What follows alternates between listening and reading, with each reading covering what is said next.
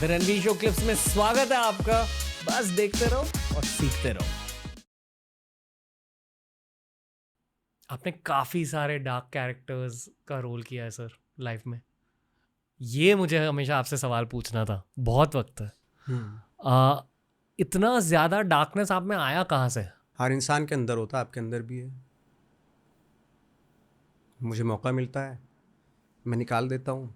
बहुत सारे लोगों के अंदर रह जाता है, या आप अपनी क्रिएटिविटी से, जो आपका पैशन है, इस तरह के खूबसूरत सवाल पूछते हैं, उससे निकलता है वो। लेकिन बहुत लोग ऐसे जो नहीं निकाल पाते। मतलब ज़ाहिरा तौर पे वो बहुत अच्छे दिखते हैं, लेकिन जब आप उनकी पर्सनल लाइफ में जाते हैं तो डार्कनेस दिखती है आपको। इससे तो कोई अछूता रह नहीं सकता, एक्चुअली सबके अंदर है वो। इसलिए स्पोर्ट्समैन शांत होते हैं ज़िंदगी में। शायद वो निकाल देते हैं वो। ये हर एक्टर के लिए मैं नहीं कह सकता, आर्टिस्टिक एक्टर्स के लिए हाँ। हाँ, ऑफ कोर्स बिल्कुल है। जो आप कह रहे हो हाँ, एकदम सहमत हूँ। हाँ। मतलब जो भी रियल लाइफ में हो रहा है उसे ऑन स्क्रीन आप निकाल दे तो। पर सर आपने मतलब एक हॉरर फिल्म भी करी है, आत्मा। आत्मा। वहाँ भी उस तरह का ऑकल्ट डार्कनेस कहाँ से निकलता है? मतलब क्या हुआ आपकी लाइफ में, आपने क्या रेफरेंस यूज़ किया उस फिल्म के लिए? उसके लिए तो कोई रेफरेंस फ्रेंकली स्पीकिंग में, क्योंकि इतना डीप कैरेक्टर था भी नहीं वो, फ्रेंकली स्पीकिंग। पर अगर उस फिल्म की पूरी थीम ऐसे हॉरर की है, आपकी लाइफ में भी कुछ हुआ है?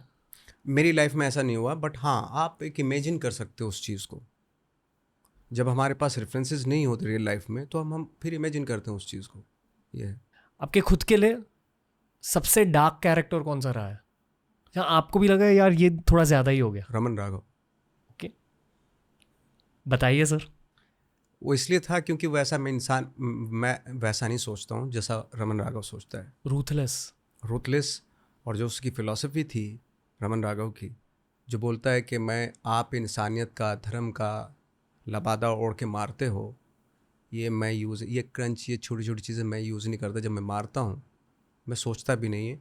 जैसे मैं खाता है, पीता, हकता है, मुतता, वैसे मारता है, और मुझे पेन भी नहीं होता। तो इस चीज़ पे बिलीव करना मेरे लिए बहुत डिफ़िकल्ट था कि मैं तो ऐसा नहीं हूँ, मैं तो किसी को मार भी नहीं सकता, और मैं किसी को थप्पड़ मार दूँ तो मुझे पेन भी होगा। तो मैं इसका कैरेक्टर कैसे करूँ? तो मैं चला गया जंगलों में, 4-5 दिन रहा, और सिर्फ इसी फिलॉसफी पे बिलीव करने के लिए कि मैं ऐसा होना चाहता हूँ, मैं ऐसा होना चाहता हूँ।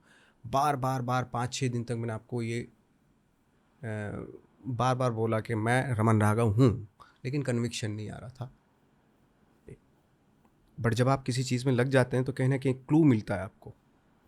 तो 5वें दिन में मैं जब बाहर निकला, उस जगह से बाहर निकला, ऐसे ही निकला, तो मैंने देखता हूँ यार, मैं ये सारी चीज़ें दिमाग में बैठा के कि मैं मार सकता हूँ किसी को भी। और जब मैं बाहर निकला तो एक गांव का एक आदमी आ रहा था उधर से, पोटली लेके सर पे। मैं उसकी तरफ गया, कुछ नहीं, कोई एक्सप्रेशन नहीं बनाया मैंने, जस्ट ऐसे खड़ा हो गया उसके सामने, और थोड़ा सा वो घबरा गया। तो मुझे लगा कि शायद मैं पकड़ रहा हूँ धीरे धीरे। और उसी वक्त मैं चला आया मुंबई, और यहाँ आके मैंने पहला सीन किया, जो पुलिस वाले के सामने जब वो बता रहा अपने बारे में, सिंधी दिलवाई में ये में वो, ऐसा हुआ तो वो लगा था, हाँ थोड़ा कन्विक्शन तो आ रहा है। खुद को क्या लगा? खुद को तो फिर ये लगने लगा मैं बिलोंग करता हूँ इस वर्ल्ड से, और मैं मार सकता हूँ किसी को बिना किसी सोचे समझे। एक वो मैडनेस की हद तक जाना पड़ता है, और मैं गया भी। यही तो होता है एक्टर का काम। बहुत सारे लोग बोलते होंगे यार ये वो तो बहुत बड़ी बड़ी बात है, बट मेरा बिलीफ तो यही है भाई, है ना। Age of madness. मैडनेस वो बिलीव है, और आती हैं चीज़, ऐसे थोड़ी होता है। कैजुअली अगर लेंगे ना चीज़ों को, तो फिर इस तरह के कैरेक्टर्स जो है ना, जैसे जोकर है, ये हैं, उस तरह के जो कैरेक्टर्स है वो नहीं कर पाएंगे आप। एक जाना पड़ता है उस जगह, अननोन एरिया में, एक डार्क एरिया में जाना पड़ता है आपको। जोकर अच्छी लगी आपको? Of course, amazing. मुझे भी बहुत अच्छी लगी, पर पता नहीं क्यों अच्छी लगी। बहुत डार्क फिल्म है। रीज़न नहीं होता किसी चीज़ का अच्छा लगने के लिए, जब रीज़न ढूंढते हैं ना हम।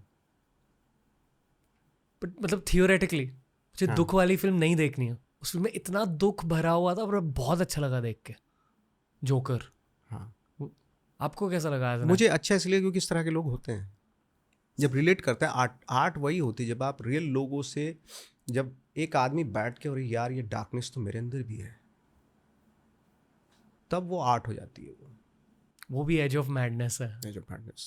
आपका स्क्रीन प्रेजेंस भी इसलिए बहुत ज़्यादा है। आई फील कि आप उस पागलपन के हद तक पहुंचते हो, वहाँ से डिलीवरी देते हो। मुझे अच्छा लगता है, मुझे मेरे पास टाइम होता है, 24 आवर्स होते हैं एक दिन में, और जब तक शूटिंग शुरू होती है मैं जितना अपने सोल से, अपने दिमाग से चीज़ें सोच सकता हूँ या निकाल सकता हूँ, क्योंकि you have time, you know.